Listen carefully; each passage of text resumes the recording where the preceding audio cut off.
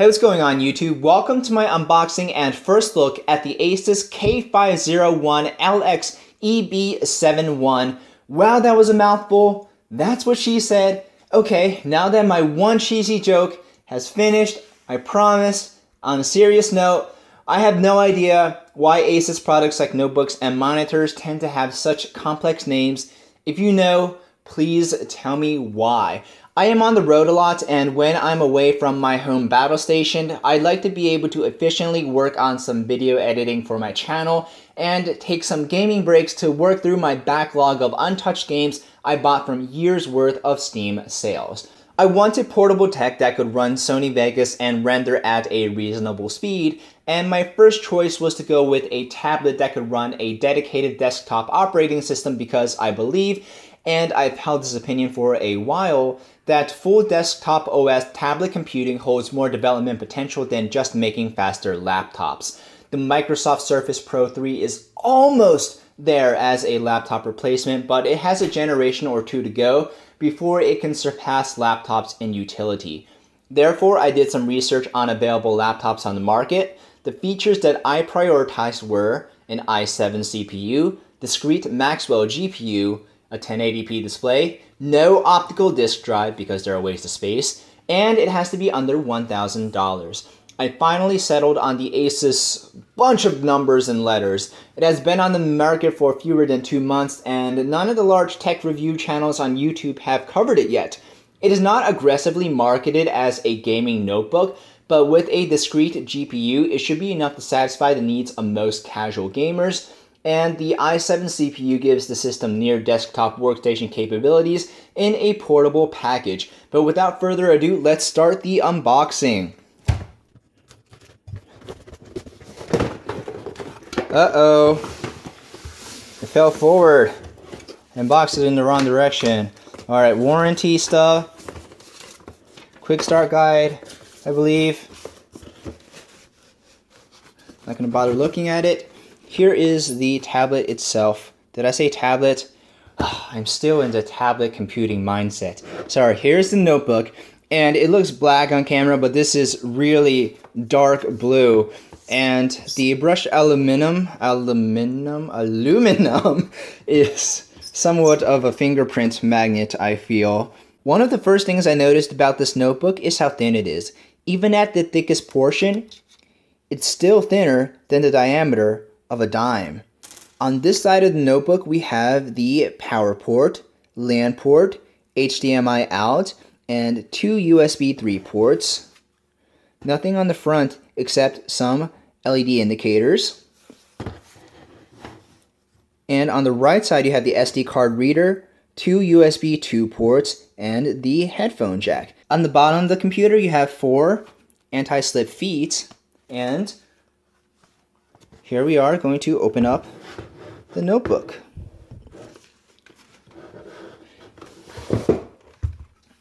And the keyboard is chiclet, so MacBook style keyboard. The chiclet style keyboard, as compared to a traditional membrane or mechanical keyboard, gives you more accuracy but less speed. At least that's what my typing experience has been with the chiclet keyboards. In the rest of the package, you get the external power supply, and it is very small compared to other external power supplies for notebooks I've used. One of the hallmarks of the Haswell and Broadwell lines of CPUs and Maxwell GPUs is their power efficiency and low TDP draw. Okay, now we're ready to boot the laptop. The time from when I press the button till when we can boot into a program is very quick. So it's not my first time booting, obviously, because Windows 10 is installed. I just wanted to show how quickly the system can boot. Let's look at additional features of the system. There is a very precise and responsive touchpad with built-in left and right clicks. There's no built-in scroll, but using ASUS Smart Gesture, which is pre-installed, you can swipe left and right and up and down through photos and other media. The chiclet style keyboard is very accurate with low travel distances in the keys. You can adjust the backlight intensity. I'm going to turn off the light so that you can see the backlight a lot better.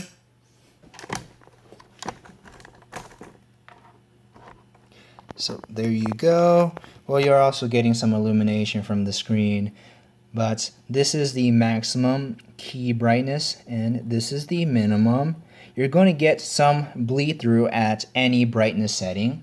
I'm going to turn all the lights back on. One minor annoyance about the keyboard is the caps lock indicator is not on the actual key. Instead, it's on the front. So if you see the indicator there going on and off, showing the caps lock on and off. So I think that's just something I'm going to have to get used to. It is a very minor annoyance. While we're on the topic of annoyances, I don't like how the headphone jack is on the right of the keyboard. I wish it was in front, because when using an external mouse, having the headphone jack there can sometimes interfere with my mousing. The 1080p 15.6-inch display is acceptable at best, and it's going to be a deal breaker for many as it isn't an IPS display. The optimal viewing angle is very specific. Most users will want to tune the color configuration. For my preferences, I increase the saturation. The display isn't going to wow anybody with its vibrancy or clarity, but it is satisfactory for my personal uses. There are two fans cooling the copper heat pipes and heat sinks, one intaking and one exhausting through the vents. I don't know whether you guys can see that or not, but there is a vent running behind the screen hinge, and there's also passive exhaust on the bottom of the keyboard. Because the cooling mechanisms are near the top of the keyboard, your palms never touch any surface that gets super hot on the computer. One gripe though is that the fans are constantly on when using the laptop on a table, so they might have spun up already. I'm going to put the speaker microphone, really close to the keyboard so that you guys hear the fan going. But there is no fan whirring when using your laptop on your lap. That is one of the drawbacks of having such a thin system though. The computer has to work harder to keep itself cool. If quiet is one of your prioritized features, then you would need to buy a cooling pad on which to use the laptop. There are two dedicated speakers on the bottom of the laptop, but the sound resonates through the entire laptop, so you end up with quality sound even when using the computer on a table. The onboard audio through the speakers or headphones is actually very clear. And I'm going to show you this. I'm going to plug in the headphones. There is virtualization that you can tune so that you have virtualized surround in your headset, and you can also adjust the sound EQ. So let me go into advanced settings. So yeah, you can go into the effects section and tune what environment you want your sound to sound like it's coming from. You can also go into advanced mode and set up a pre-tuned EQ.